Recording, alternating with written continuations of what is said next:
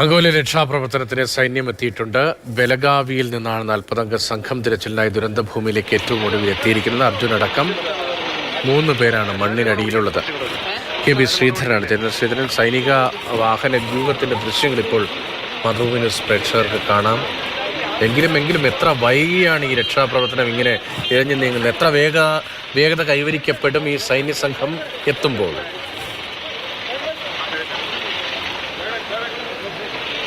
ഈ രക്ഷാപ്രവർത്തനം പോകുന്നത് ഇപ്പോൾ റോഡിന്റെ മറുവശത്തുള്ള ഒരു ഭാഗം ഏതാണ്ട് ക്ലിയർ ചെയ്യാൻ ആയി തുടങ്ങിയിട്ടുണ്ട്. നമ്മൾ ഈ രാവിലെയൊക്കെ നമ്മൾ കാണിച്ചിരുന്നു പോള് വെച്ച് മാർക്ക് ചെയ്ത ഒരു ഭാഗത്തെക്കുറിച്ച്. ആ ഭാഗത്താണ് ഇപ്പോഴും തിരച്ചിൽ അല്ലെങ്കിൽ മണ്ണ് മാറ്റുന്ന നടപടികളൊക്കെ നടക്കുന്നത്.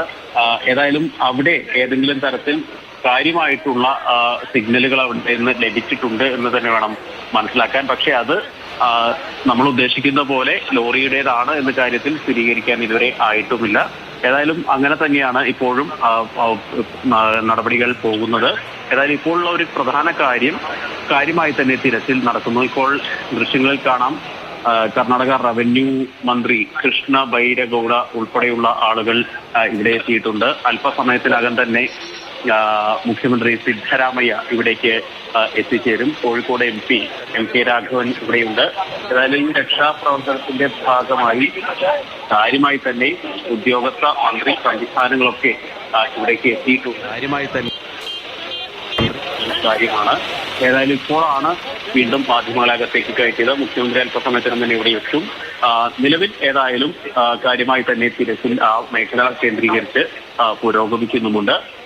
ഇപ്പോൾ അവിടെ മേഖല കേന്ദ്രീകരിച്ച്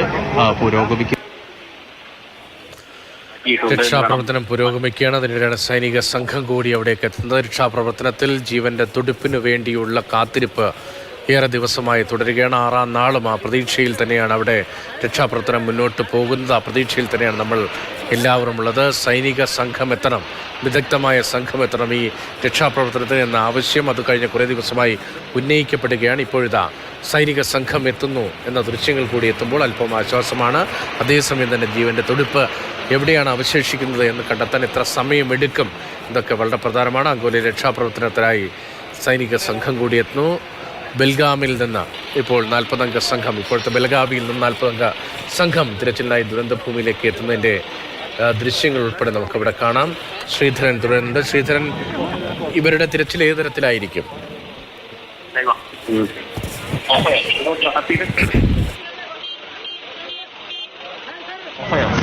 തിരച്ചിൽ ഇപ്പോഴും ആ ഭാഗം കേന്ദ്രീകരിച്ച് തന്നെയാണ് നടക്കുന്നത്. അവിടെ കൃത്യമായിട്ടുള്ള സിഗ്നലുകൾ ലഭിക്കുകയും ചെയ്തിട്ടുണ്ട്. അവിടെ കേന്ദ്രീകരിച്ച് തന്നെ പരിശോധനകൾ ഇപ്പോൾ പുരോഗമിച്ചുകൊണ്ട് ഇരിക്കുകയാണ്. ദൃശ്യങ്ങളിൽ അത് കാണാൻ കഴിയുമെന്ന് വിചാരിക്കുന്നു. ഏതായാലും ആ ഭാഗം ശക്തമായിട്ടുള്ള സിഗ്നൽ ലഭിച്ച ആ ഭാഗം കേന്ദ്രീകരിച്ച് തന്നെ ഇപ്പോൾ പരിശോധനകൾ മുന്നോട്ട് പോയിക്കൊണ്ടിരിക്കുകയാണ്. ഇപ്പോൾ ആ ചുവന്ന കൈയുള്ള മണ്ണുമാന്തി മണ്ണെടുക്കുന്ന ഭാഗത്താണ് ഇതുള്ളത്. അതായത് സിഗ്നലുകൾ ലഭിച്ചത് അവിടെ കേന്ദ്രീകരിച്ച് ഇപ്പോൾ പരിശോധനകൾ പുരോഗമിച്ചുകൊണ്ട് ഇരിക്കുകയാണ്. ഏതായാലും ഉന്നത ഉദ്യോഗസ്ഥർ, മന്ത്രിമാരൊക്കെ ഇവിടേക്ക് എത്തിച്ചേർന്നിട്ടുണ്ട്.